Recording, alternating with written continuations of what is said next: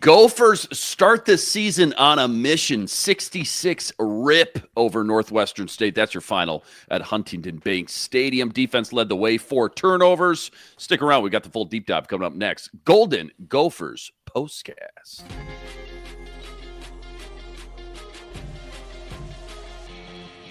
You are Locked On Golden Gophers Postcast, part of Locked On Minnesota on the Locked On Podcast Network.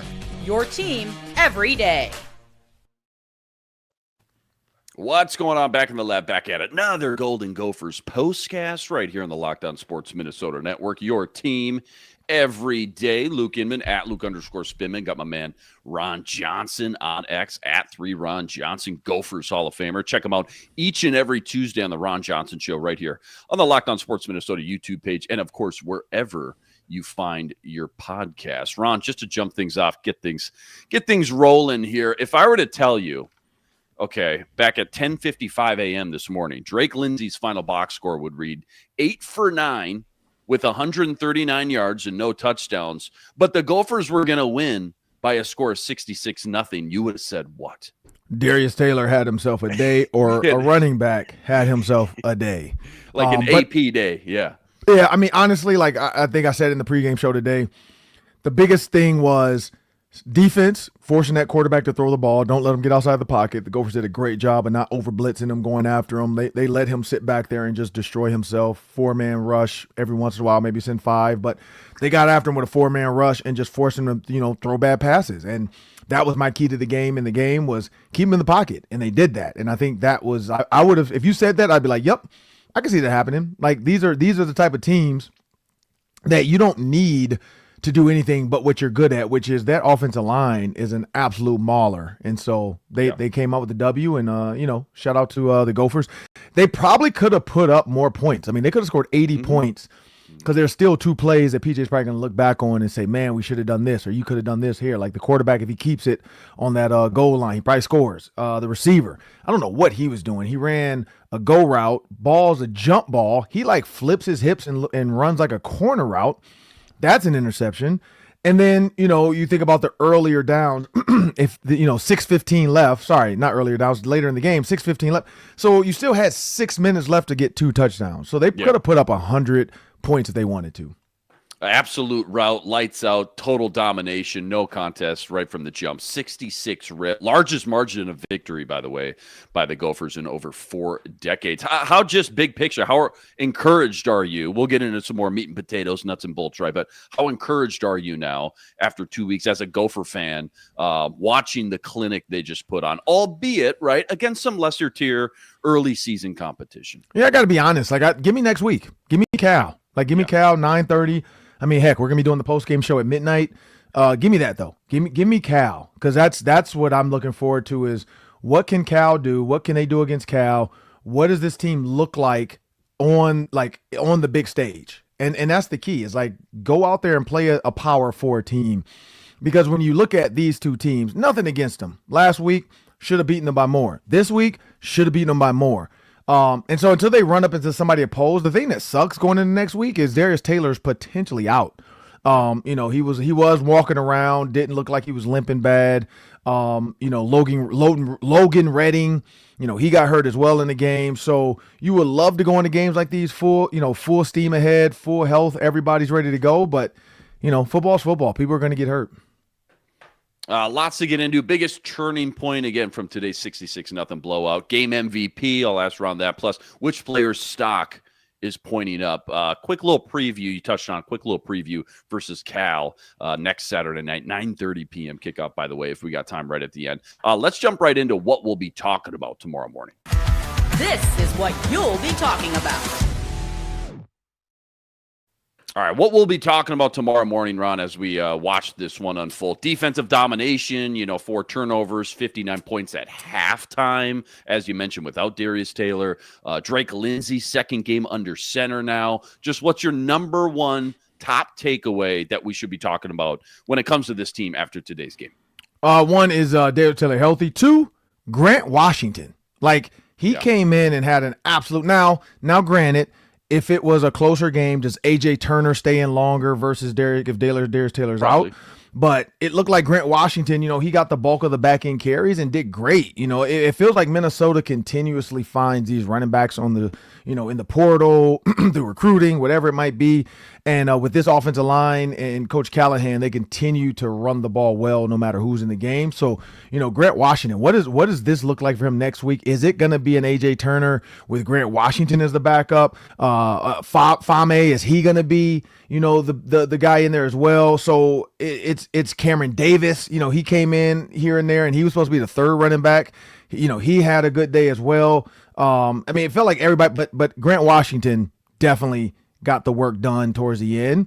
And so that's what I wonder is like what's that going to look like for this running back room next week? And the good thing is it's a 9:30 kickoff. Now, a lot of people are going to be asleep by 10:30, 11 o'clock. But for those sickos like us that have to work and watch the game, I want to see this. I want to see, is Darius Taylor back, or is one of these other running backs going to step up as the next guy? 10 different Gophers, Ron, had at least one rush. Granted, sure, 2 of them were quarterbacks. One of them was the Lemeke Brockington little, end around 7-yard touchdown run. But back to Grant Washington, number 21. Looks like a little spark plug back there. 20 carries, $126, 16 yards was his longest rush, but 6.3 yards rushing on the ground. Very encouraged, not just by the running game as a whole, Ron, as you pointed out, but the depth of this Gopher program as they continue to put out a lot of good running backs back. Time to reveal where the game was won or lost. It's the turning point. So, biggest turning point, usually this is between like 2 or 3 key plays or moments in the game, Ron, for the biggest turning point. But I don't know, man. Today may have been the opening play of the game. Nestor took that pick 6 to the house, made it 7-0, 6 seconds into the game. But you tell us, biggest turning point today, when was it and why? Yeah, well, of course, the first play, quarterback, like I said, keep him in the pocket. And it was just basically read. They were reading the pattern. It was pattern read type of coverage with one safety back. Second safety was kind of like a rover, like stalking the area. And he read it perfectly. He knew he had a little bit of help behind him. He knew the guy hitching, if there was another route that was going to run a corner route, he knew they were in man to that side. So he just jumped in. The quarterback was late throwing the ball. Anytime a guy runs a hitch, the ball should already be out when he's breaking to turn around, catch it, and go. The quarterback kind of like hitched and then threw it. It's too late in the Big Ten. Like, this is Big Ten football. You can't wait. That was 1. 2, Javon Tracy's deep ball. To see it open. Now, I'm always going to critique it. You're like Drake, Steve Smith in the film room. He held on to the ball a little too long. Like, Drake Lindsey needs to let that go.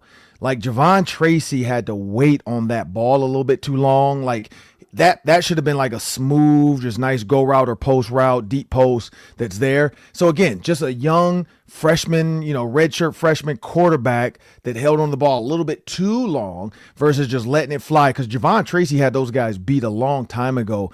Thank goodness they didn't play the ball well because he had to kind of work back to the ball. But that Javon Tracy play too, that deep ball, that was kind of like this is about to be one of those days. This is the Locked On Player of the Game. Again, kind of a tough one despite a 66-0 score. Again, your starting quarterback Drake Lindsey, 8 for 9, $139, 1 touchdown. Darius Taylor, though, again, a quick appearance, 3 carries, 20 yards. Looked good, by the way, in those 3 carries. Had a long of 17 yards. But who is your game MVP after this 66-0 route run? My guy Nestor. Like 2 picks. One was kind of like the quarterback was under pressure trying to throw it out of bounds, but Nestor, 2 picks. I think I got to give it to him on that. Like he today showed everybody like, hey, I'm a guy. I'm a guy. Like I might not be the flashiest. I might not be the fastest. I might not be the quickest, but I'm going to play my position and I can catch the ball. And so I think that's the big thing for DBs. Catching the ball is half the battle. I've seen DBs on both those plays he made today, literally hit their hands and fall to the ground, and then they're doing the, push-ups. They're, looking at their hands. I can't believe I dropped that. That was a touchdown. He made both the plays, and so I got to give it to Nestor. Last one before we get to segment 2. I mean, I'm trying to think back here. First of all, it's always got to be a nice treat for a coach to walk into the locker room at halftime and say, "Hey, guys, we're rolling with the twos from here on out." I don't think that's happened before under this PJ era. But was there one guy, you mentioned Washington already, was there one other young pup you can throw out there that got some valuable playing time, some valuable reps that you just kind of like what you saw, just flashed a little bit? You were encouraged by what they could potentially bring probably in 2026 or beyond. I'd say Jackson Howard. I mean, he's not young, but he hasn't contributed a lot to this team just yet. But he looks really good at that outside linebacker spot. And also, Emmanuel Caramo, like he had that big hit on kickoff that I think he got concussed or maybe just a little dizzy and they took him out. He didn't go back in the rest of the game, but he flashed last week at the linebacker spot today with the big, huge hit on kickoff. I think those two young guys there show that they're going to be nice pieces to this defense at least next year. I don't know how many years Jackson Howard has left because he was at LSU and then came back to Minnesota last year. He might have 2 years left after this year, or maybe have 1 year left. But, Emmanuel Caramo, like just to see him moving down the field that fast, like he was the first guy down there on the kickoff. Yeah. And to be a linebacker with that type of athleticism, that type of speed, hopefully, not one of those concussions that holds him out the rest of the year. Hopefully something simple and he can be back maybe in a week and he can pass the protocol because he got up right away and walked on his own. Like it wasn't like he was kind of walking around dizzy and they had to, help him off. He kind of took him a minute. Sat there, did the wiggle the toes, wiggle the legs. Yep, your feet good. He wiggled the arms. All right, you're good. He stood up, walked off the field, took his helmet off. So, those two to me kind of like Howard continuously has some big hits that I remember on like running back tosses and, running back makes one cut and he's right there to make the play. So those two guys kind of flashed. Like the kickoff for sure, though. Everybody was like, whoa. Yeah. Like that was a huge hit. Don't go anywhere. I got to ask Ron how they can build this largest defeat in decades next week versus Cal. That's out on the West Coast. That's all coming up right after this. Quick reminder, today's episode brought to us by Game Time. College football, we're back, baby. I couldn't be more jacked up. Tailgates, rivalries, the energy in the stands, there's nothing like college football. But let's be real. Actually getting tickets is more of a battle than the game itself. Endless queues, hidden fees, price jumping when you check out. That's why I use Game Time, the app that gives the advantage back to the fans. By far the easiest way to score last-minute tickets at the best prices with no surprise fees.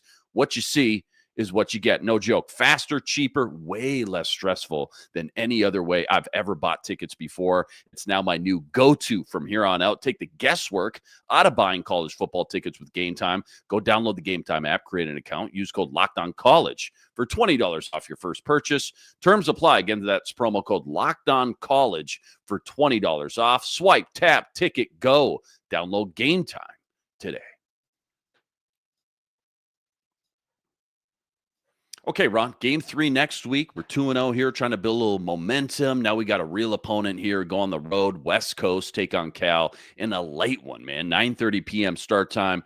What's it going to look like for the running game and offense if Darius Taylor is a no-go? You mentioned Washington looked good against some lower-tier competition, though. What's the ripple effect losing one of your biggest, if not maybe your best threat with the ball, if that ends up, how it all shakes out after a week of practice? Yeah, I mean, AJ Turner looked good. Fame looked good. So, excuse me. The other running back, who was the other one that came in off that? Davis? You got Washington, Turner, Cam Davis. Cam Davis came in. Yep. So Cam Davis. So I think, like, I've asked PJ this question before when I asked him at the beginning of the year when I talked about who's running back number 2. And he says kind of a running back by committee. Like, I think out the gate, AJ Turner was the quote unquote backup.